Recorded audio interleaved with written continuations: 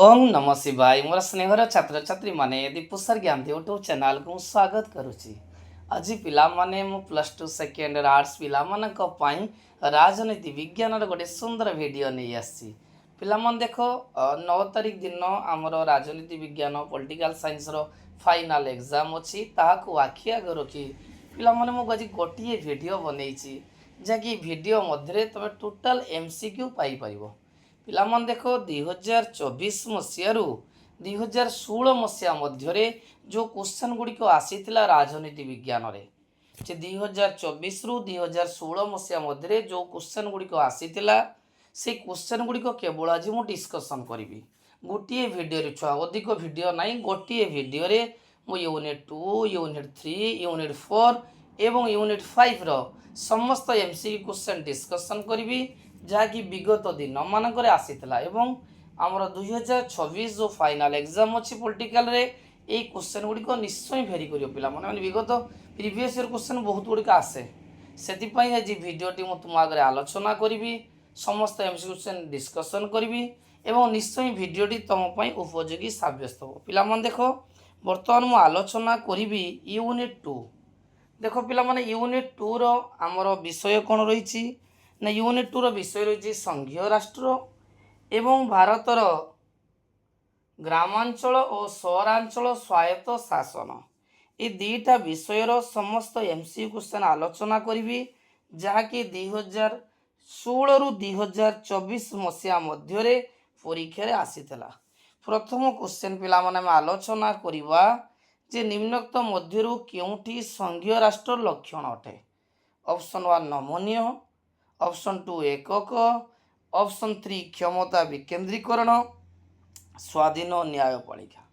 जे केउठी संघीय राष्ट्र लक्षण उत्तर होची स्वाधीन न्यायपालिका। पिला मन देखो संघीय राष्ट्र का कहबा ना जो राष्ट्र रे दुईटी सरकार देखा जाए, केंद्र रे केंद्र सरकार एवं राज्य रे राज्य सरकार देखा जाए ताहाको आमे संघीय राष्ट्र कहबा बा जो शासन क्षमता उभय केंद्र और राज्य सरकार मध्य बंटन होता है ताको आमे संघीय राष्ट्र बोली कहबा।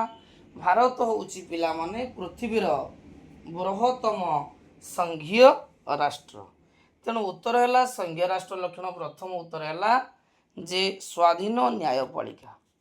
द्वितीय क्वेश्चन कही केउठी ग्रामांचल स्वायत्त शासन व्यवस्था एक अंश अटे।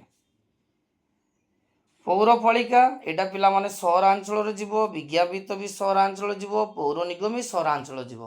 तेणु ग्रामांचल कोटा जीव ना ग्राम सभा एटा पिला माने 2024 रे आस्थिला। काहाकू बा निम्नोक्त मध्यरु काहाकू भारतर संविधान बा अवशिष्ट बलका क्षमता प्रदान करा जाइछि। पिला माने एटा 2023 रे आस्थिला क्वेश्चन टी। पिला माने देखो हमर तीनोटी क्षमता अछि केंद्र तालिका, राज्य तालिका, जुग्म तालिका आउ अवशिष्ट जहाँ रहिला ता अवशिष्ट क्षमता रे जाए। क्वेश्चन कहिछि ए जो अवशिष्ट क्षमता काहाकू प्रदान करा जाइछि संसद ना राज्य व्यवस्थापिका सभा ना राज्यसभा ना लोकसभा। उत्तर पिला मान होछि संसद। संसद पिला माने काहाकू नै गठित ना लोकसभा, राज्यसभा और राष्ट्रपति को नै गठित। नेक्स्ट क्वेश्चन पिला माने में आलोचना करिवा जे भारतीय संविधान रो केउ धारा ग्राम पंचायत रो गठन संगठन पई मत प्रदान करिछि। जे संविधान रो केउ धारा ग्राम पंचायत रो गठन पई संगठन में मत प्रदान कर 2023 रे आस्थिला। धारा 38, धारा 39, 41, 40। उत्तर होछि धारा 40 रे ग्राम पंचायत रो गठन विषय वर्णना करा जाइछि। नेक्स्ट क्वेश्चन पिला माने हमें आलोचना करिवा नंबर 5 रे। प्रथम क्वेश्चन पिला माने कहिछि पौर निगम रो राजनीतिक मुख्य किए। एटा 2023 रे पिला माने आस्थिला। पिला माने देखो सहरांचल स्वायत्त व्यवस्था रो तीनोटी अंग रहिछि। गोटेला विज्ञापित अंचल परिषद, तापर म्युनिसिपालिटी बा पौरपालिका आ गोटे महानगर निगम। तेणु पौर निगम रो मुख्य किए? निगम रो मुख्य पिला मान होछि मेयर। नेक्स्ट क्वेश्चन କେଉଁଠି ସଂଘୀୟ ରାଷ୍ଟ୍ରର ଲକ୍ଷଣ ଅଟେ? ଚାରୋଟି ଦେଇଛି ଅପସନ୍। 2022 ଆସିଥିଲା। ଆ ଭିତରୁ କେଉଁଟା ସଂଘୀୟ ରାଷ୍ଟ୍ର ଲକ୍ଷଣ ଅଟେ? ନମନୀୟ ସମ୍ବିଧାନ, ଏକକ କେନ୍ଦ୍ର ସରକାର, କ୍ଷମତାର ବିକେନ୍ଦ୍ରୀକରଣ, ସ୍ୱାଧୀନ ନ୍ୟାୟପାଳିକା। ଉତ୍ତର ପିଲାମାନେ ହେଉଛି ସ୍ୱାଧୀନ ନ୍ୟାୟପାଳିକା। ନିମ୍ନୋକ୍ତ ମଧ୍ୟରୁ କେଉଁଠି ଗ୍ରାମାଞ୍ଚଳ ସ୍ୱାୟତ୍ତ ଶାସନ ବ୍ୟବସ୍ଥାର ଏକ ଅଂଶ ନୁହେଁ? ଗ୍ରାମାଞ୍ଚଳ ସ୍ୱାୟତ୍ତ ଶାସନ କେଉଁଟା ଅଂଶ ନୁହେଁ? ଗ୍ରାମ ସଭା ହେଉଛି ଗ୍ରାମ ପଞ୍ଚାୟତର ଗୋଟେ ଅଂଶ, ପଞ୍ଚାୟତ ସମିତି ବି ଅଂଶ, ଗ୍ରାମ ପଞ୍ଚାୟତ ବି ଅଂଶ। ତାହେଲେ ପୌରପାଳିକା ଯେଟା ସହରାଞ୍ଚଳରେ ଯାଏ, ତାହେଲେ ଉତ୍ତର ହେଉଛି ଗ୍ରାମାଞ୍ଚଳ ସ୍ୱାୟତ୍ତ ଅଂଶ କିଏ ନିଏ? ନା ପୌରପାଳିକା। ନେକ୍ସଟ କ୍ୱେଶ୍ଚନ, କେଉଁଠି ସହରାଞ୍ଚଳ ସ୍ୱାୟତ୍ତ ଶାସନ ବ୍ୟବସ୍ଥାର ଏକ ଅଂଶ ନୁହେଁ? ଯେଉଁ ଚାରୋଟି ଅପସନ୍ ଅଛି ଯେଉଁଟା କି ସହରାଞ୍ଚଳ ସ୍ୱାୟତ୍ତ ବ୍ୟବସ୍ଥାର ଅଂଶ ନୁହେଁ। ପୌର ନିଗମ, ପୌରପାଳିକା, ଜିଲ୍ଲା ପରିଷଦ, ବିଜ୍ଞାପିତ ଅଞ୍ଚଳ ପରିଷଦ। ଦେଖ, ପୌର ନିଗମ, ପୌରପାଳିକା, ବିଜ୍ଞାପିତ ଏଇ ତିନିଟା ମଧ୍ୟ ସହରାଞ୍ଚଳ ଯାଏ, ଗ୍ରାମାଞ୍ଚଳ ଯାଏ ଜିଲ୍ଲା ପରିଷଦ। ଉତ୍ତର ହେଉଛି ଜିଲ୍ଲା ପରିଷଦ। ସମ୍ବିଧାନର କେଉଁ ଧାରା ଭାରତକୁ ରାଜ୍ୟମାନଙ୍କର ଏକ ସଂଘ ରୂପେ ବର୍ଣ୍ଣନା କରିଛି? ଯେ ଭାରତକୁ ଏକ ରାଜ୍ୟମାନଙ୍କର ସଂଘ ରୂପେ କେଉଁ ଧାରା ଆମକୁ ବର୍ଣ୍ଣନା କରୁଛି? ଧାରା 14, ଧାରା 19, ଧାରା 32। ଉତ୍ତର ହେଉଛି ଧାରା 1। ମନେ ରଖିଥିବ ଯେ ଧାରା 1 ହେଉଛି, ଧାରା 1ରେ ବର୍ଣ୍ଣନା କରାଯାଇଛି ଯେ ଭାରତ ହେଉଛି ରାଜ୍ୟମାନଙ୍କର ଏକ ସମ୍ମିଳନୀ। 10 ନମ୍ବର କ୍ୱେଶ୍ଚନ, କିଏ ଭାରତର ରାଜ୍ୟମାନଙ୍କର ପରିସୀମା ପରିବର୍ତ୍ତନ କରିପାରିବ? ଯେ ଭାରତର ରାଜ୍ୟମାନଙ୍କର ପରିସୀମା କିଏ ପରିବର୍ତ୍ତନ କରିପାରିବେ? ରାଷ୍ଟ୍ରପତି, ପ୍ରଧାନମନ୍ତ୍ରୀ, ରାଜ୍ୟପାଳ, ସଂସଦ। ଉତ୍ତର ପିଲାମାନେ ହେଉଛି ସଂସଦ ଚାହିଁଲେ ରାଜ୍ୟମାନଙ୍କର ପରିସୀମା ପରିବର୍ତ୍ତନ କରିପାରିବ। 11 ନମ୍ବର କ୍ୱେଶ୍ଚନକୁ ଯିବା, କେଉଁଠି ପ୍ରତ୍ୟାହାର ସହ ସଂଯୋଜିତ? 2022ରେ ପିଲାମାନେ ଏଠି ଆସିଥିଲା। ପ୍ରତ୍ୟାହାର ସହିତ କେଉଁଟା ସଂଯୋଜିତ? ଅପସନ୍ ସ୍ଥାନୀୟ ସ୍ୱାୟତ୍ତ ଶାସନ, ପ୍ରଦୂଷଣ ନିୟନ୍ତ୍ରଣ, ନାରୀ ଆନ୍ଦୋଳନ। ଉତ୍ତର ହେଉଛି ପ୍ରତ୍ୟକ୍ଷ ଗଣତନ୍ତ୍ର। ସଂଘୀୟ ରାଷ୍ଟ୍ରରେ କ୍ଷମତାର ବଣ୍ଟନ ହୋଇଥାଏ। ସଂଘୀୟ ରାଷ୍ଟ୍ରରେ କ୍ଷମତାର ବଣ୍ଟନ କିପରି? ନା ବ୍ୟବସ୍ଥାପିକା ସଭା କାର୍ଯ୍ୟପାଳିକା ମଧ୍ୟରେ, ନା ବ୍ୟବସ୍ଥାପିକା ସଭାର ଦୁଇ ଗୃହ, ନା କେନ୍ଦ୍ର ଆଉ ରାଜ୍ୟ ସରକାର ମଧ୍ୟରେ। ମନେଥାଉ, ସଂଘୀୟ ରାଷ୍ଟ୍ରରେ କେନ୍ଦ୍ର ଓ ରାଜ୍ୟ ସରକାରଙ୍କ ମଧ୍ୟରେ କ୍ଷମତା ବଣ୍ଟନ ହୋଇଥାଏ। ନେକ୍ସଟ କ୍ୱେଶ୍ଚନ ପିଲାମାନେ, ଜିଲ୍ଲା ପରିଷଦ ବୈଠକ ଗୁଡ଼ିକରେ କିଏ ଅଧ୍ୟକ୍ଷତା କରନ୍ତି? ଜିଲ୍ଲାପାଳ, ନା ମେୟର, ନା ନିର୍ବାଚିତ ଅଧ୍ୟକ୍ଷ, ନା କାଉନସିଲର? ଉତ୍ତର ହେଉଛି ନିର୍ବାଚିତ ଅଧ୍ୟକ୍ଷ। ଏଇଟା 2022ରେ ପିଲାମାନେ ଆସିଥିଲା। କେଉଁ ରାଜ୍ୟଟି ପଞ୍ଚାୟତରାଜ ବ୍ୟବସ୍ଥା ପ୍ରଥମେ କାର୍ଯ୍ୟକାରୀ ହେଇଥିଲା? ବହୁତ ଇମ୍ପୋର୍ଟାଣ୍ଟ କ୍ୱେଶ୍ଚନ ପିଲାମାନେ। କେଉଁ ରାଜ୍ୟରେ ପଞ୍ଚାୟତରାଜ ବ୍ୟବସ୍ଥା କାର୍ଯ୍ୟକାରୀ ହେଇଥିଲା? ଓଡ଼ିଶା, ରାଜସ୍ଥାନ, ଆନ୍ଧ୍ରପ୍ରଦେଶ, ବିହାର। ଉତ୍ତର ହେଉଛି ରାଜସ୍ଥାନ। କେବେ ହେଇଥିଲା ଛୁଆମାନେ? ନା 1959 ମସିହା ଅକ୍ଟୋବର 2 ତାରିଖରେ ରାଜସ୍ଥାନରେ କାର୍ଯ୍ୟକାରୀ ହେଇଥିଲା। ନେକ୍ସଟ କ୍ୱେଶ୍ଚନ, 15 ନମ୍ବର କ୍ୱେଶ୍ଚନ ପିଲାମାନେ କହିଛି, ନିମ୍ନୋକ୍ତ ମଧ୍ୟରୁ କିଏ ରାଜ୍ୟମାନଙ୍କୁ ସହାୟକ ଅନୁଦାନ ବଣ୍ଟନ ନିମନ୍ତେ ସୁପାରିଶ କରେ? କିଏ ରାଜ୍ୟମାନଙ୍କୁ ସହାୟକ ଅନୁଦାନ ବଣ୍ଟନ ନିମନ୍ତେ ସୁପାରିଶ କରିବେ? ନୀତି ଆୟୋଗ, ନା ଭାରତୀୟ ରିଜର୍ଭ ବ୍ୟାଙ୍କ, ନା ଅର୍ଥ ଆୟୋଗ, ନା ମହାହିସାବ ରକ୍ଷକ? ଉତ୍ତର ପିଲାମାନେ ହେଉଛି ଅର୍ଥ ଆୟୋଗ। ଆଉ ଥରେ କହିଦେଉ, ଦେଖ ଯେ ରାଜ୍ୟମାନଙ୍କୁ ସହାୟକ ଅନୁଦାନ ବଣ୍ଟନ ପାଇଁ କିଏ ସୁପାରିଶ କରେ? ଅର୍ଥ ଆୟୋଗ। ନେକ୍ସଟ କ୍ୱେଶ୍ଚନ, ପୌର ନିଗମର କାର୍ଯ୍ୟନିର୍ବାହୀ ଅଧିକାରୀ କିଏ? ଯେଉଁ ସହରାଞ୍ଚଳର ଯେଉଁ ପୌର ନିଗମ ରହିଛି ତାର କାର୍ଯ୍ୟନିର୍ବାହୀ ଅଧିକାରୀ କିଏ? ନା କମିଶନର। କି ପିଲାମାନେ? ନା କମିଶନର। ସମ୍ବିଧାନର କେଉଁ ଅନୁସୂଚୀରେ କେନ୍ଦ୍ର ଓ ରାଜ୍ୟ ମଧ୍ୟରେ କ୍ଷମତା ବଣ୍ଟନ କରାଯାଇଛି? ଏଇଟା ପିଲାମାନେ ବହୁତ ଇମ୍ପୋର୍ଟାଣ୍ଟ। 2022ରେ ଆସିଥିଲା। ଅପସନ୍ ସପ୍ତମ, ନବମ, ଦ୍ୱାଦଶ, ଅଷ୍ଟମ। ଉତ୍ତର ହେଉଛି ସପ୍ତମ ଅନୁସୂଚୀରେ କେନ୍ଦ୍ର ଓ ରାଜ୍ୟ ମଧ୍ୟରେ କ୍ଷମତା ବଣ୍ଟନ କରାଯାଇଛି। ନଗର ନିଗମର କାର୍ଯ୍ୟନିର୍ବାହୀ ଅଧିକାରୀ କିଏ? 2021ରେ ପିଲାମାନେ ଆସିଥିଲା। ଦେଖ, ମେୟର, କମିଶନର। ଉତ୍ତର ହେଉଛି commissioner. Next question, 19 number question. ସେ କହିଛି ସଂଘୀୟ ରାଷ୍ଟ୍ରର ଲକ୍ଷଣ କ'ଣ? କ୍ଷମତା ବିଭାଜନ, ଏକକ କେନ୍ଦ୍ର ସରକାର, ନମନୀୟ ସମ୍ବିଧାନ। ଉତ୍ତର ହେଉଛି କ୍ଷମତା ବିଭାଜନ। ନେକ୍ସଟ କ୍ୱେଶ୍ଚନ, ସ୍ୱାଧୀନତା ପୂର୍ବରୁ କିଏ ଭାରତରେ ସ୍ୱାୟତ୍ତ ଶାସନ ବ୍ୟବସ୍ଥା ଆରମ୍ଭ କରିଥିଲେ?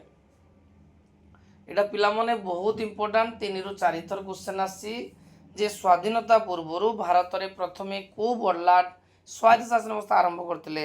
Mehta, Ashok Mehta, Sardar Vallabhbhai Patel, Lord Ripon.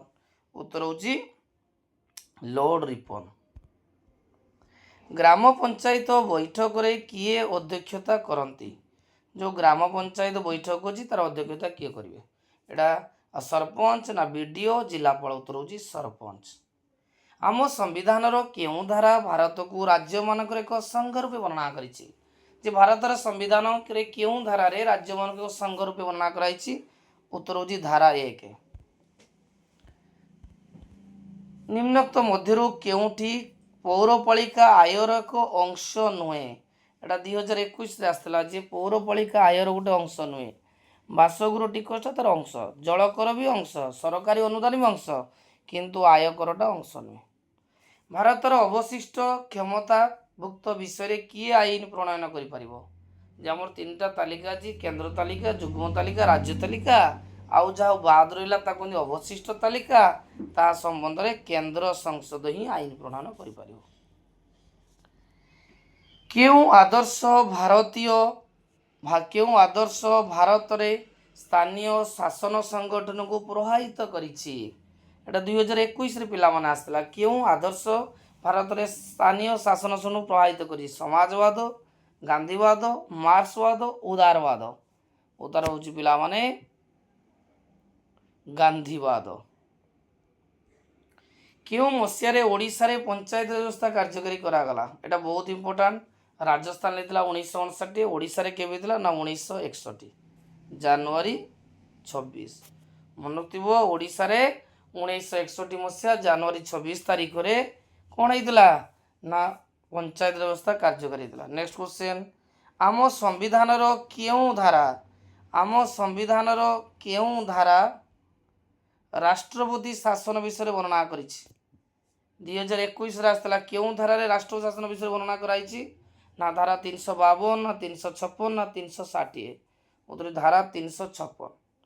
आम राज्य रे केउं धारा अंतरराज्य परिषद विषय वर्णना करिछि? अंतरराज्य परिषद एटा 2021 आसला धारा 263, 262। उत्तर होची धारा 263। मन तो पिला माने आम राज्यर संविधान 263 धारा अंतरराज्य परिषद विषय वर्णना करिछि। 29 नंबर क्वेश्चन को पिला माने जिबा। 29 नंबर क्वेश्चन कहिछि केउंठी सहरांचल स्वाधीन व्यवस्थार अंश नुहे? एटा 2020 रे आसला। सहरांचल हमर तीनोटी अंश पिला माने विज्ञापित अंचल परिषद, पौरपालिका आउ पौर निगम, महानगर निगम। केटा अंश नुहे ना जिला परिषद जोटा कि ग्राम पंचायत जाए, सॉरी ग्रामांचल स्वाधीन जाए। केउंठी संघीय राष्ट्र लक्षण नुहे? 2020 रे आसला। अनमनीय संविधान, क्षमता बंटन, स्वाधीन न्यायपालिका, एकक केंद्र सरकार कोटा नुहे? देखो पिला माने तीनटा मूर्ति संघीय राष्ट्र लक्षण किंतु एटा नुहे, तेणु उत्तर हम एकक केंद्र सरकार। 30 नंबर, केउंठी ग्रामांचल स्वाधीन व्यवस्थार अंश नुहे? एटा 2019 रे आसला। ग्रामांचल अंश किए नुहे ना ग्राम सभा, ग्राम पंचायत अंश, पंचायत समिति अंश अच्छी, ग्राम पंचायत अंश अच्छी, किंतु पौर परिषद नुहे। तेणु उत्तर हम पिला माने कोटा ना पौर परिषद होची ग्रामांचल स्वाधीन अंश नुहे। केउंठी संघीय राष्ट्र लक्षण नुहे? 2018 आसला। स्वाधीन न्यायालय,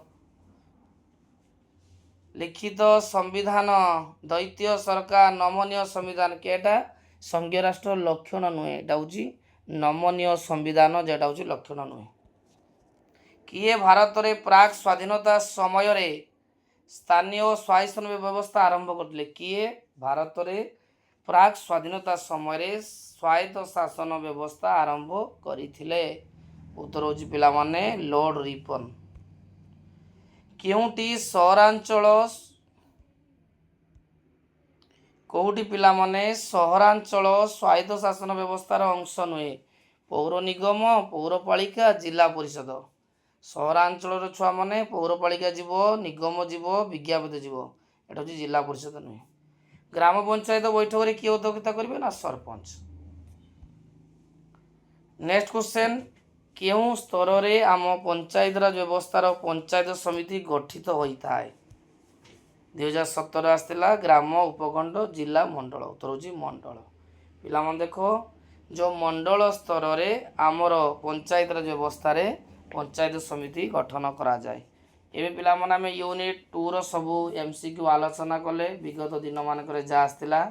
ଏବେ ପିଲାମାନେ ଆମେ ଯିବା ତୃତୀୟ ୟୁନିଟ୍ କି ଯିବା। ପିଲାମାନେ ତୃତୀୟ ୟୁନିଟ୍ର ବିଷୟ ଆଲୋଚନା କରିବା, ଯାହାକି 2024ରୁ 16 ମଧ୍ୟରେ ଯେଉଁ କ୍ୱେଶ୍ଚନ୍ ଗୁଡ଼ିକ ଆସିଥିଲା ତା ଆଲୋଚନା କରିବା। ଦେଖ ପିଲାମାନେ ତୃତୀୟ ୟୁନିଟ୍ରେ କେଉଁ ବିଷୟ ଯାଏ ନା ଭାରତର ଗଣତାନ୍ତ୍ରିକ ପ୍ରକ୍ରିୟା 2, ଜାତି ଗଠନରେ ପ୍ରତିବନ୍ଧକ, ଭାରତୀୟ ରାଜନୀତିରେ ସାମ୍ପ୍ରତିକ ପ୍ରସଙ୍ଗ, ଜନପ୍ରିୟ ଆନ୍ଦୋଳନ, এই বিষয়গুড়িক ୟୁନିଟ୍ 3ରେ ଯାଏ। ବର୍ତ୍ତମାନ ଆମେ ଆଲୋଚନା କରିବା 2024 ଆଉ 16 ମଧ୍ୟରେ କେଉଁ କ୍ୱେଶ୍ଚନ୍ ଗୁଡ଼ିକ ଆସିଥିଲା। ପ୍ରଥମ କ୍ୱେଶ୍ଚନ୍ କହିଛି କେଉଁଠି ଜାତି ନିର୍ମାଣ ପ୍ରକ୍ରିୟା ବୋଧେ ଏକ ଆହ୍ୱାନ ନୁହେଁ? ଜାତୀୟତାବାଦ, ଆଞ୍ଚଳିକତାବାଦ, ସାମ୍ପ୍ରଦାୟିକତାବାଦ, ସାକ୍ଷରତା। ଉତ୍ତର ହେଉଛି ସାକ୍ଷରତା। এটা ଆହ୍ୱାନ ନୁହେଁ, କିନ୍ତୁ ଆହ୍ୱାନ ଭିତରେ ଯିବ ଜାତୀୟତାବାଦ, ଆଞ୍ଚଳିକତାବାଦ, ସାମ୍ପ୍ରଦାୟିକତାବାଦ। ନେକ୍ସଟ କ୍ୱେଶ୍ଚନ୍ କେଉଁ ଆନ୍ଦୋଳନରେ ସୁନ୍ଦରଲାଲ ବହୁଗୁଣା ନେତୃତ୍ୱ ନେଇଥିଲେ? ଏଇଟା 2022ରେ ପିଲାମାନେ ଆସିଥିଲା ଯେ କେଉଁ ଆନ୍ଦୋଳନରେ ସୁନ୍ଦରଲାଲ ବହୁଗୁଣା ନେତୃତ୍ୱ ନେଇଥିଲେ? କୃଷକ, ଚିଲିକା, ଚିପ୍କୋ, ନିସ୍ତବ୍ଧ। ଉତ୍ତର ହେଉଛି ଚିପ୍କୋ ଆନ୍ଦୋଳନ। ଯେ ଚିପ୍କୋ ଆନ୍ଦୋଳନରେ ସୁନ୍ଦରଲାଲ ବହୁଗୁଣା ନେତୃତ୍ୱ ନେଇଥିଲେ। କେଉଁ ଗୋଟିକ ଭୂମିପୁତ୍ର ନୀତିକୁ ସମର୍ଥନ କରିଥାଏ? ପିଲାମାନେ ମନେ ରଖିଥାଅ, ଭୂମିପୁତ୍ର ନୀତି ହେଲା ଆଞ୍ଚଳିକତାବାଦର ଏକ ସ୍ୱରୂପ। ତାକୁ କିଏ କେଉଁ ନୀତିକୁ ସମର୍ଥନ କରେ? ଏଇଟା 2023ରେ ଆସିଥିଲା। ସାମ୍ପ୍ରଦାୟିକତାବାଦ, ଜାତୀୟତାବାଦ, ଆତଙ୍କବାଦ, ଆଞ୍ଚଳିକତାବାଦ। ଯେ କେଉଁଟା ମାନେ ସମର୍ଥନ କରିଥାଏ? ଏଇଟା ହେଉଛି ଆଞ୍ଚଳିକତାବାଦ। ନେକ୍ସଟ କ୍ୱେଶ୍ଚନ୍ ଜାତି ଶବ୍ଦଟି କେଉଁ ସ୍ପାନିଶ ଶବ୍ଦରୁ ଆସିଛି? ଜାତି ଶବ୍ଦଟି କାଷ୍ଟା ନା କାଷ୍ଟିଜ ନା କୋଷ୍ଟା ନା କିଷ୍ଟା? ଉତ୍ତର ହେଉଛି କାଷ୍ଟା। ଏଇଟା ପରୀକ୍ଷାରେ ଆସି ପିଲାମାନେ 2023ରେ ଆସିଥିଲା ଯେ ଜାତି ଶବ୍ଦଟି କାଷ୍ଟା ଶବ୍ଦରୁ ଆସିଛି।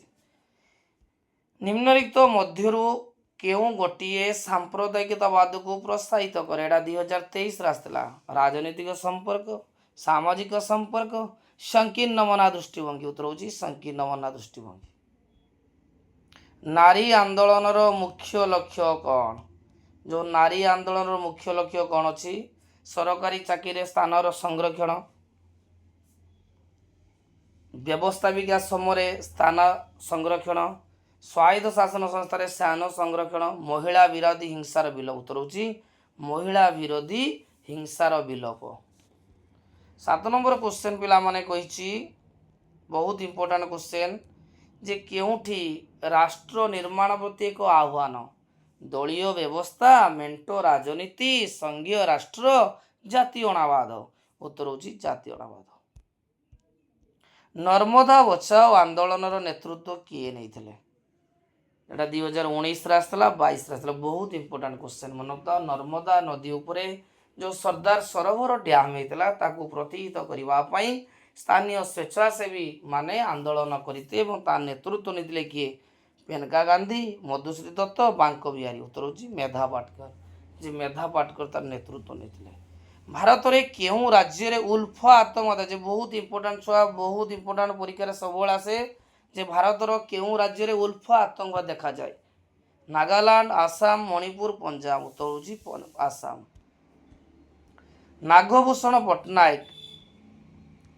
ନାଗଭୂଷଣ ପଟ୍ଟନାୟକ ଓଡ଼ିଶାର କେଉଁ ଆନ୍ଦୋଳନ ନେତା ଥିଲେ? ନାଗଭୂଷଣ ପଟ୍ଟନାୟକ। ଏଇଟା 2022ରେ ଆସିଥିଲା। ନାଗଭୂଷଣ ପଟ୍ଟନାୟକ କେଉଁଟା ନେତା ଥିଲେ? କୃଷକ, ନାରୀ, ପରିବେଶ ସୁରକ୍ଷା ଆନ୍ଦୋଳନ, ନକ୍ସଲ ଆନ୍ଦୋଳନ। ଉତ୍ତର ହେଉଛି ନକ୍ସଲ ଆନ୍ଦୋଳନ। କିଏ ଭାରତର ସତୀଦାହ ପ୍ରଥା ଲୋପ କରିଥିଲେ? ଯେ କେଉଁ ସମାଜ ସଂସ୍କାରକ ଭାରତର ସତୀଦାହ ପ୍ରଥା ଲୋପ କରିଥିଲେ? Dayanand Saraswati, Gokhale, Vivekananda, Lord William Bentinck. ଉତ୍ତର ପିଲାମାନେ ହେଉଛି ଯେ ଲର୍ଡ ୱିଲିୟମ ବେଣ୍ଟିକ୍ 1829ରେ ସତୀଦାହ ପ୍ରଥା ଉଚ୍ଛେଦ କରିଥିଲେ। ନେକ୍ସଟ କ୍ୱେଶ୍ଚନ୍ ଅରୁନ୍ଧତୀ ରାୟଙ୍କ ନାମ କେଉଁ ଆନ୍ଦୋଳନ ସହିତ ଜଡ଼ିତ? ଯେଉଁ ଅରୁନ୍ଧତୀ ରାୟଙ୍କ ନାମ କେଉଁ ଆନ୍ଦୋଳନ ସହିତ ସମ୍ପୃକ୍ତ? ଏଇଟା 2021ରେ ପିଲାମାନେ ଆସିଥିଲା। ଚିପ୍କୋ ଆନ୍ଦୋଳନ, ନର୍ମଦା ବଚାଓ ଆନ୍ଦୋଳନ, କୃଷକ ଆନ୍ଦୋଳନ, ନାରୀ ଆନ୍ଦୋଳନ। ଯେ ଅରୁନ୍ଧତୀ ରାୟ କାହା ସହିତ ଜଡ଼ିତ? ଉତ୍ତର ପିଲାମାନେ ହେଉଛି ଯେ ନର୍ମଦା ବଚାଓ ଆନ୍ଦୋଳନ ସହିତ ଜଡ଼ିତ। କିଏ ନିମ୍ନଲିଖିତ ମଧ୍ୟରୁ କିଏ ଦିଲ୍ଲୀ ଓ ଲାହୋର ବସ୍ ସେବା ଉଦ୍ଘାଟନ କରିଥିଲେ? ଯେ କେଉଁ ପ୍ରଧାନମନ୍ତ୍ରୀ ଦିଲ୍ଲୀ ଓ ଲାହୋର ବସ୍ ସେବା ଉଦ୍ଘାଟନ କରିଥିଲେ? 2021 ଆସିଥିଲା। ଇନ୍ଦିରା ଗାନ୍ଧୀ, ମନମୋହନ ସିଂ, ବାଜପେୟୀ, ନରେନ୍ଦ୍ର ମୋଦି। ଉତ୍ତର ହେଉଛି ଅଟଳ ବିହାରୀ ବାଜପେୟୀ। କେଉଁ ଅଞ୍ଚଳରେ ଚିପ୍କୋ ଆନ୍ଦୋଳନ ହୋଇଥିଲା?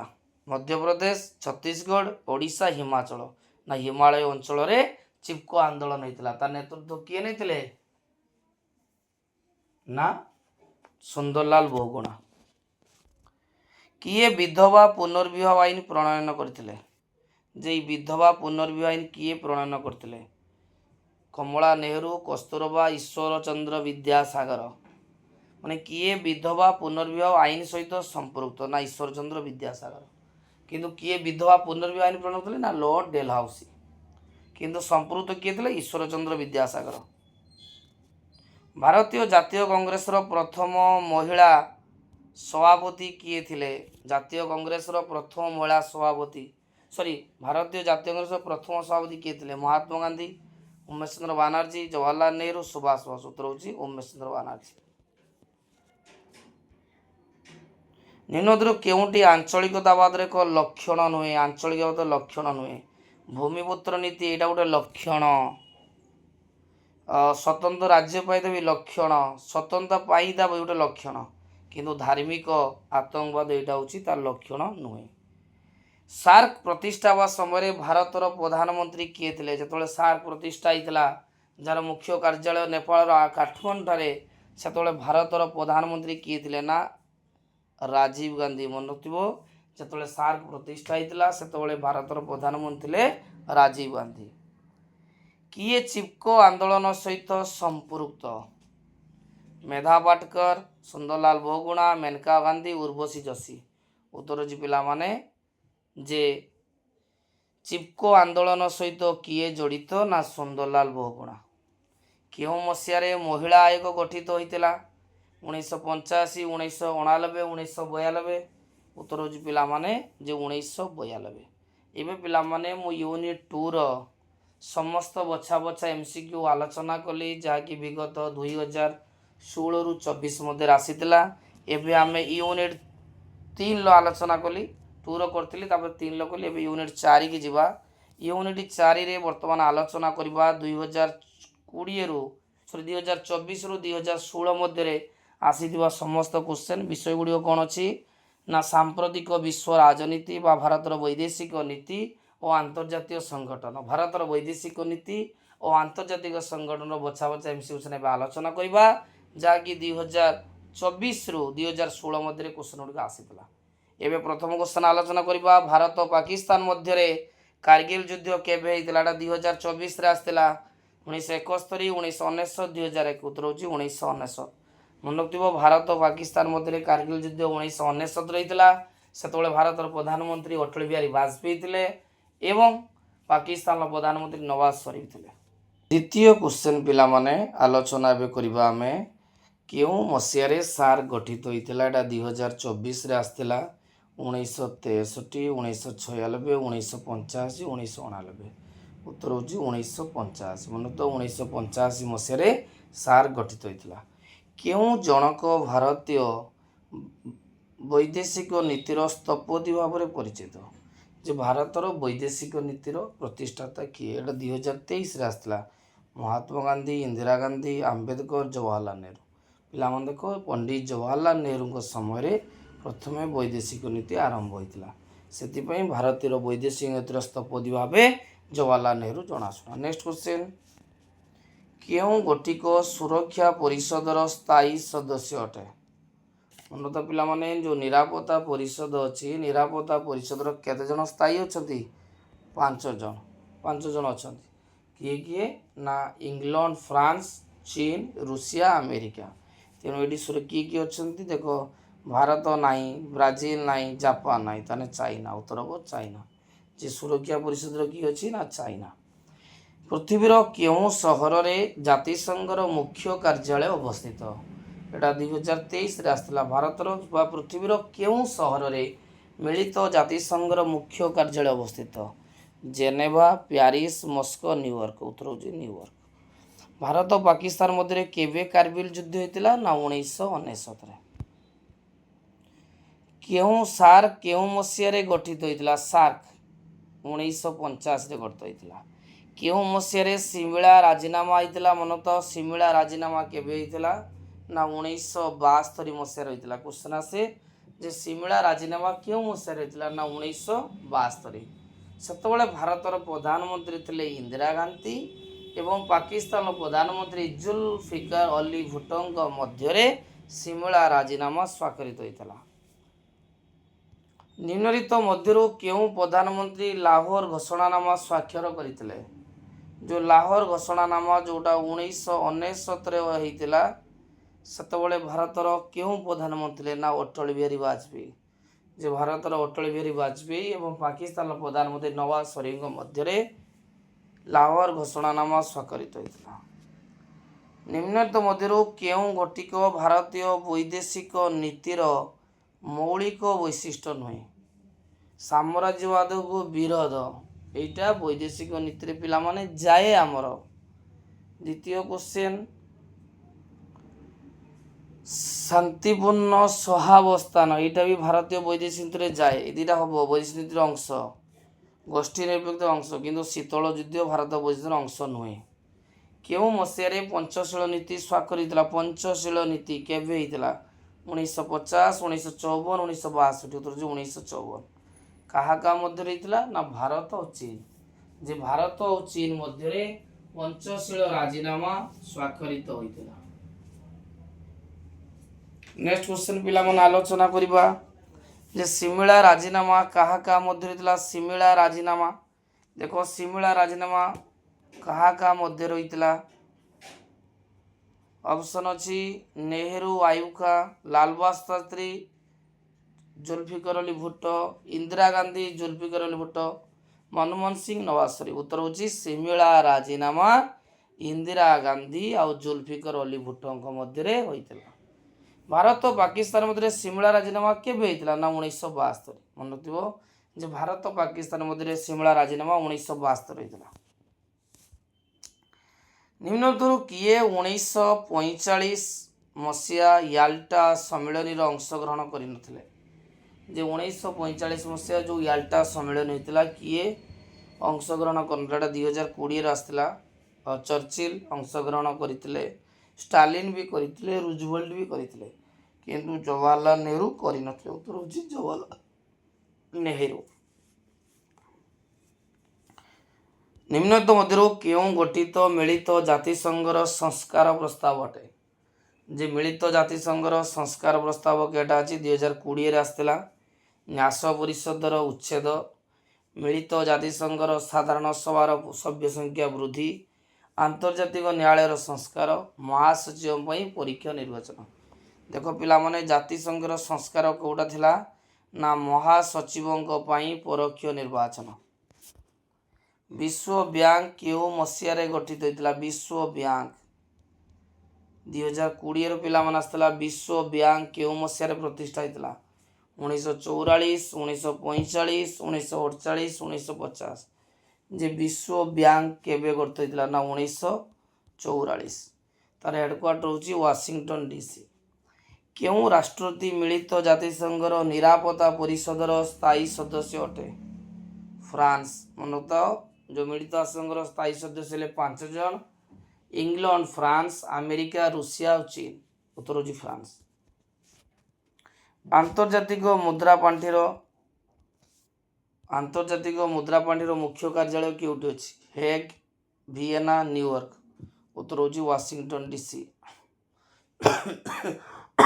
ଯେଉଁ ଆନ୍ତର୍ଜାତିକ ମୁଦ୍ରା ପାଣ୍ଠିର ମୁଖ୍ୟ କାର୍ଯ୍ୟାଳୟ କେଉଁଠି ଅଛି? Washington DC. କିଏ ମିଳିତ ଜାତିସଂଘର ମହାସଚିବ ନଥିଲେ? କିଏ ମିଳିତ ଜାତିସଂଘର ମହାସଚିବ ନଥିଲେ? ବାଙ୍କିମୁନ୍, କଫି ଆନନ, ନେଲସନ ମଣ୍ଡେଲା। ଉତ୍ତର ହେଉଛି ନେଲସନ ମଣ୍ଡେଲା ଜାତିସଂଘର ମହାସଚିବ ନଥିଲେ। ଭାରତର ସମ୍ବିଧାନର କେଉଁ ଧାରା ବୈଦେଶିକ ନୀତି ସହ ସମ୍ପର୍କିତ? ଯେ କେଉଁ ଧାରାରେ ଭାରତର ବୈଦେଶିକ ନୀତି ବର୍ଣ୍ଣନା କରାଯାଇଛି? ଉତ୍ତର ହେଉଛି 51। କେଉଁ ଭାଗ? ନା ଚତୁର୍ଥ ଭାଗ 51 ଧାରାରେ ଭାରତର ବୈଦେଶିକ ନୀତି ବର୍ଣ୍ଣିତ।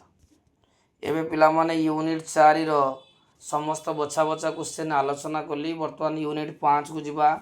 यूनिट 5 पिलामाने विषय अछि सांप्रतिक विश्व रे निरापत्ता प्रसंगर परिवर्तित पृष्ठभूमि आउ परिवेश प्राकृतिक संपद। देख पिलामाने एई जो यूनिट 5 रो मो 2016 रु 2024 मसीहा मध्य जो क्वेश्चन गुड़ी पढ़ी ताकू आलोचना करी जहाँकि आम परीक्षा रे आसीबा सुनिश्चित। पिलामाने वर्तमान यूनिट 5 आलोचना करबा। यूनिट 5 रो प्रथम क्वेश्चन कहिछि निम्नलिखित मध्यरु केउंटी विश्व तापमात्रा वृद्धि रो कारण अटे। देख पिलामाने केवल 2016 रु 2024 मसीहा मध्य आसीथिबा क्वेश्चन मु केवल आलोचना करी आज। देख प्रथम क्वेश्चन कहिछि जे केउंटी विश्व तापमात्रा वृद्धि रो कारण नुहे। 2024 रे आस्थिला ऑप्शन सबुज गृह प्रभाव, वायुमंडल अंगारकाम्ल ग्यास वृद्धि, वनीकरण। तेणु ओजोन स्तर गर्त ये तीनटा मुदी विश्व तापमात्रा वृद्धि कारण केटा नुहे ना वनीकरण। द्वितीय क्वेश्चन केउ मसीहारे धरित्री सम्मेलनी संगठित होइतिला। धरित्री सम्मेलनी 2023 रे क्वेश्चन टी आस्थिला 1975, 1992, 2010, 1999। उत्तर होची जे 1992। कौन पाई खलिस्तान आंदोलन संगठित होइतिला। जे खलिस्तान आंदोलन कौन पाई संगठित होइतिला। 2022 रे आस्थिला आंचलिक वैषम्य, विच्छिन्नतावाद, स्वायत्तता दाबी ना अंतराजीवाद। एटा होची विच्छिन्नतावाद जाय। निम्नत मध्यरु केउंटी विस्थापन रे एक कारण नुहे। विस्थापन रो कोटा गोटे कारण नुहे।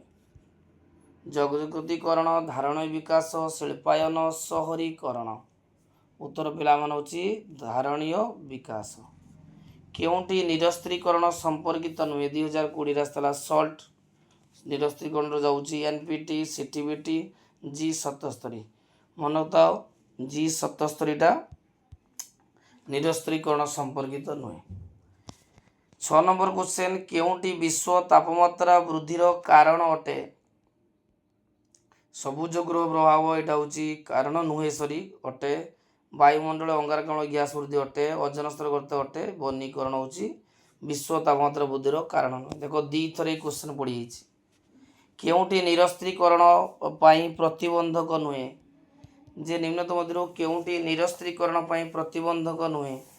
2019 रो पिला माने आस्थिला असुरक्षित भावना, शीतल युद्ध, विश्व शांति प्रतिष्ठा। उत्तर होची विश्व शांति प्रतिष्ठा। निम्नत केउ कारणरू ओजोन स्तर रे क्षय होइताय। वायु प्रदूषण, जल प्रदूषण, शब्द प्रदूषण, विकिरण। उत्तर होची वायु प्रदूषण। पिला देखो वर्तमान मो यूनिट 2 रो यूनिट 5 पर्यंत पिला माने समस्त एमसी क्वेश्चन आलोचना कली जाकि विगत दिन मानकरे 2016 रु 2024 मध्य परीक्षा आसीथिला। तेणु गोटे भिडियो रे मु 4टी ओनल समस्त एमसी डिस्कसन कली। जदि पिला माने भिडियोटी भल लागि तो लाइक करिवो, चैनल को सब्सक्राइब करिवो एवं सांग निश्चय शेयर करिवो।